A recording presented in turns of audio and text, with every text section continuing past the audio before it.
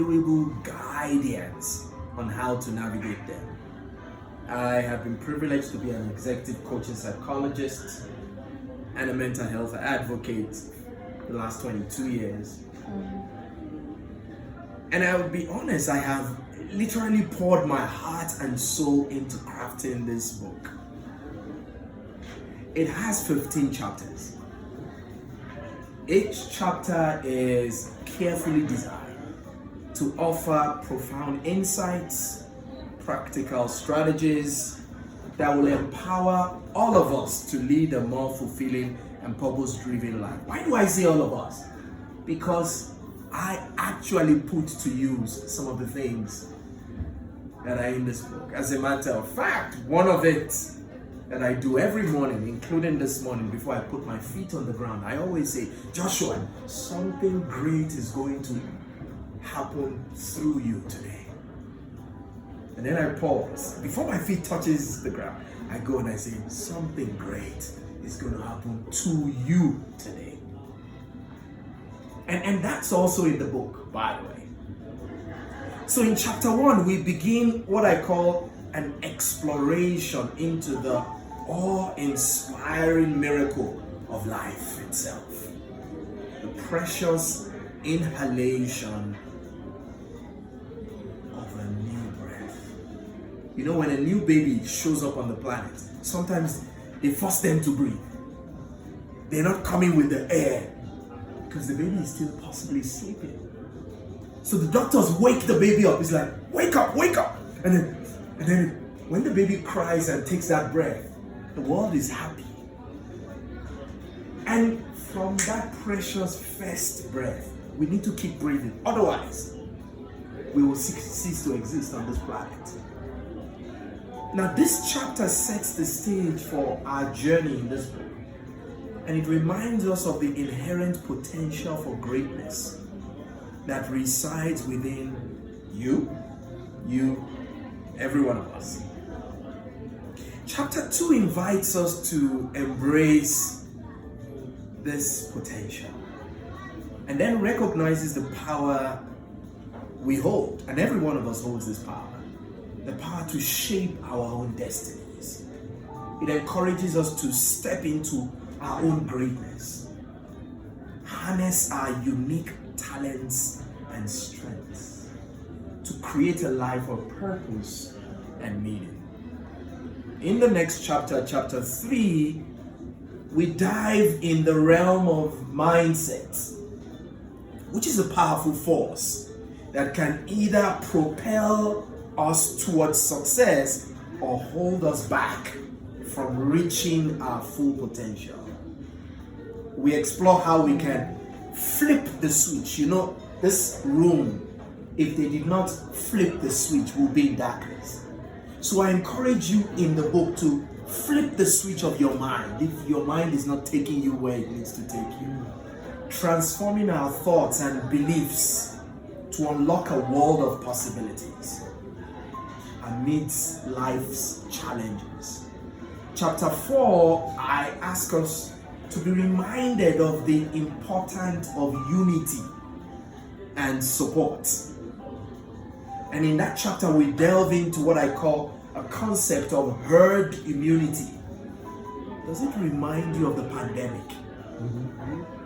Actually, this chapter was born in the pandemic.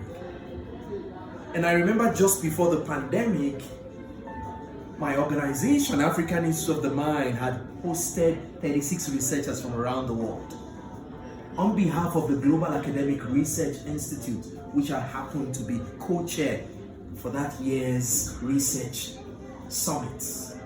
And I remember when colleagues were presenting all their papers, it brought us to one very important thing. Unity is a commodity that we need to be able to flourish. And that's why for us to beat COVID, we needed to experience what was called herd immunity. And I used that in that chapter, explaining that it can help us discover how we can come together to uplift one another in times of adversity. And then in chapter 5 and 6, I take us on a journey to find our flow, the state of optimal performance and engagement where time seems to stand still. When you're in flow state, as a sports person, you know what I'm talking about. We explore practical strategies to cultivate this state in our lives and achieve our goals with a sense of ease and fulfillment. And then I move to chapter 7 that talks about rejection. How do you get into flow and then you start talking about rejection? But there's a reason why I do that. Because the same way our heart beats and takes a rise, it must decline to be able to take the next beat. Because if you're on this high all the time, you will not appreciate the valley when you're at the mountaintop. Oh, I know what it feels like to be at the mountaintop, having successfully summited Kilimanjaro twice. But then we don't sleep up there. We all need to come down, you know. And that I unpack in this place, but then I begin to highlight something very shocking. The story of a friend of mine who got a rejection letter on Valentine's Day.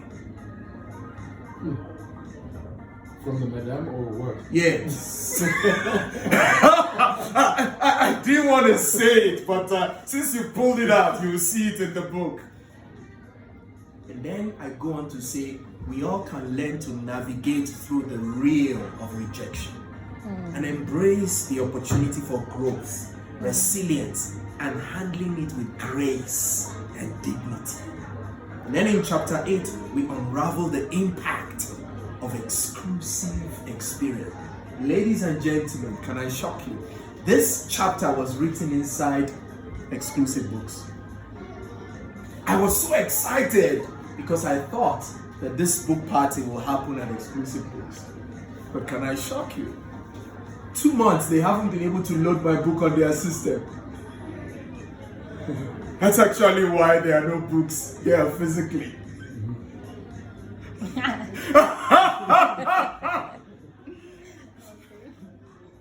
But guess what? That's life, eh? And I tried. I asked my print consultant, can you help me just do 10, 20 copies? And he said, Joshua, we'll try.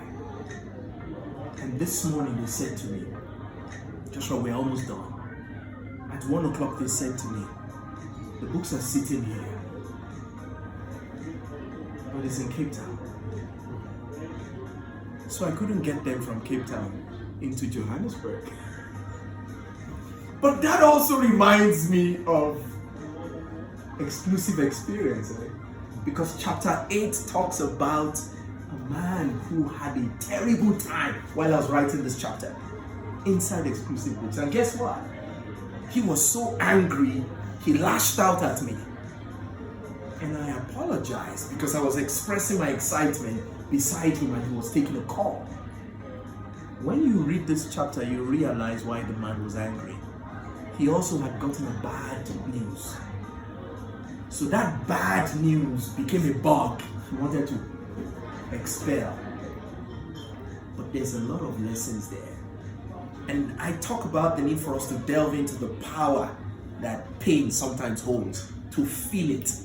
Sometimes we don't want to feel our pain. And how they mold us into stronger, wiser individuals. Chapter 9 opens up the world of parenting beyond the norm. And I spotlight the need to celebrate challenges and rewards that come with unconventional paths. In that chapter, we explore the depths of unconditional love that a parent has for their child, should have. And I say should have. Why? Because in this chapter, there are many children, autistic, challenging, that parents don't want the world to see. So they hide them. But here I talk about parenting beyond the norm. And the need for us to learn to embrace parenthood if you are a parent in all its forms. Whether it's good or not, the child did not show up on their own. You gave an invitation to the child to show up on the planet. And chapter 10 talks about the inner peace and balance that we need to allow take center stage. I call that chapter the world war within. Ladies and gentlemen, in this chapter, I pluck a real life story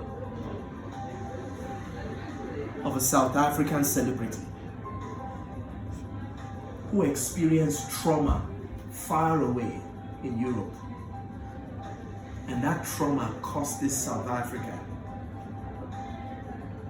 the ability to express. And the need for every one of us to learn that sometimes you don't have the full script of what life will deliver to you. And sometimes when it brings it your way, it doesn't happen where you expect it. And that's one of the key things that I highlight when we dive into the challenges we face on our quest for harmony, offering insight and strategies to find solace and equilibrium amidst life's tumultuous currents. Because life will throw currents at you. Oh, I know what that feels like. Because Easter weekend, this man sitting here landed on his back and had a spinal injury. And I couldn't get up from the floor. Recovery journey taking 2 months plus. Now I can sit. I don't take anything for granted.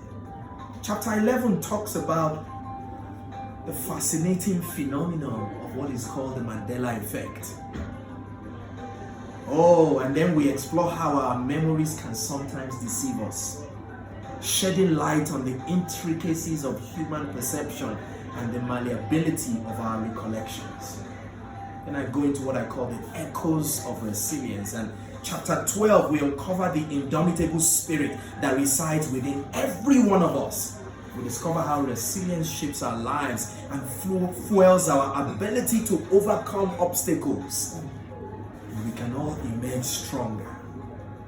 But more importantly, through our stress and burnout, regardless of how it plagues us, and it will plague us, many of us in this fast-paced world. Chapter 13, we focus on recognizing the need to be present. And it's a solution to a path which I call mindful growth. In this chapter, my friend, who is the vice president for Microsoft, Charles Morris, and I have a heart-to-heart conversation. And that's what makes this chapter. It's very dear to my heart because Charles is not a very loud person. As a matter of fact, Charles created a disruption inside Microsoft. For many years, he was quiet about it. His colleagues were wondering, how do you manage your stress? And he's like, no, I just look after myself. Because he couldn't talk about what he was doing. Until the world began to embrace it.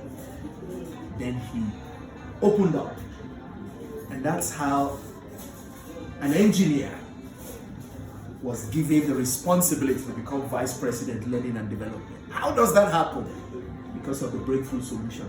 And that I highlight here. Chapter 14, we delve into the emotional landscape of our minds, guiding us to become critical thinkers and also discerning individuals. We navigate the complexities of our emotions, unlocking the keys to thoughtful decision making and authentic living. And finally, chapter 15, we arrive at what I call the pinnacle of our journey. And I call it an exploration of the art of living our best lives by being present. So in a nutshell, that's what this book is all about.